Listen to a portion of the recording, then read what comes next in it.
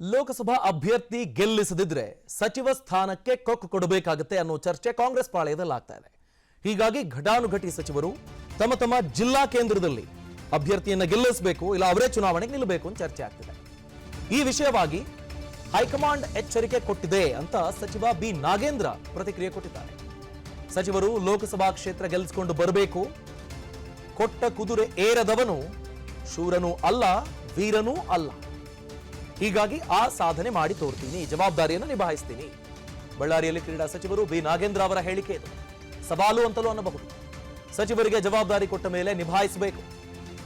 ಕ್ಷೇತ್ರ ಗೆಲ್ಸ್ಕೊಂಡು ಬರದಿದ್ರೆ ಅವರು ಅಸಮರ್ಥರು ಅಂತಲ್ಲವೇ ಅರ್ಥ ಅಂದಿದ್ದಾರೆ. ಸಚಿವರ ಜೊತೆಗೆ ಶಾಸಕರಿಗೂ ಜವಾಬ್ದಾರಿ ಇರಬೇಕಾಗತ್ತೆ, ಅವರು ಕೈ ಜೋಡಿಸಬೇಕಾಗತ್ತೆ. ಸಚಿವರು ಹೇಳಿದ ಅಭ್ಯರ್ಥಿನೇ ಫೈನಲ್ ಆಗೋದಿಲ್ಲ.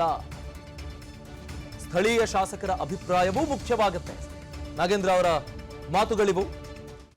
ಬಳ್ಳಾರಿ ಕ್ಷೇತ್ರವನ್ನು ಗೆದ್ದು ಸೋನಿಯಾ ಗಾಂಧಿ ಅವರಿಗೆ ಉಡುಗೊರೆಯಾಗಿ ಕೊಡ್ತೀನಿ ಅಂದಿದ್ದಾರೆ ನಾಗೇಂದ್ರ.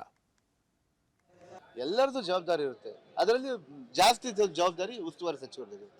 ಇವತ್ತು ನನಗೆ ಬಳ್ಳಾರಿ, ನಾನು ಯಾಕೆ ಇಷ್ಟು ಸಂಕಲ್ಪದಿಂದ ಹೇಳ್ತಾ ಇದ್ದೀನಿ, ನಾನು ಉಸ್ತುವಾರಿ ಸಚಿವನಾದ್ಮೇಲೆ ಕಾಂಗ್ರೆಸ್ ಪಕ್ಷಕ್ಕೆ ನಾನು ಒಂದು ಗೆಲುವನ್ನು ತಂದು ಕೊಡ್ಬೇಕಲ್ಲ. ನನ್ನ ಒಂದು ಕಾಂಗ್ರೆಸ್ ಗೆಲುವಿಗೆ ನಾವು ಪಣ ತೊಟ್ಕೊಂಡು ಮಾಡ್ತೀವಿ.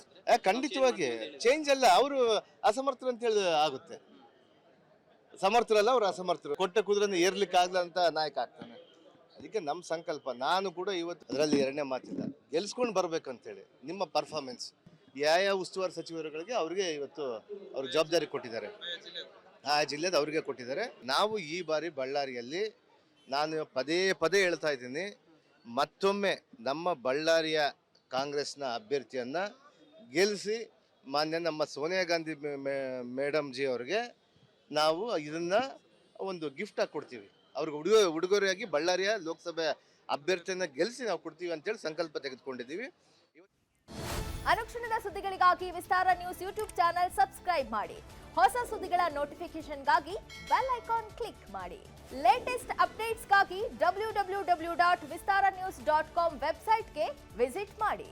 ಅಂಗೈಯಲ್ಲೇ ಜಗತ್ತಿನ ಸುದ್ದಿ ತಿಳಿಯಲು ವಿಸ್ತಾರ ನ್ಯೂಸ್ ಕನ್ನಡ ಆಪ್ ಡೌನ್ಲೋಡ್ ಮಾಡಿ.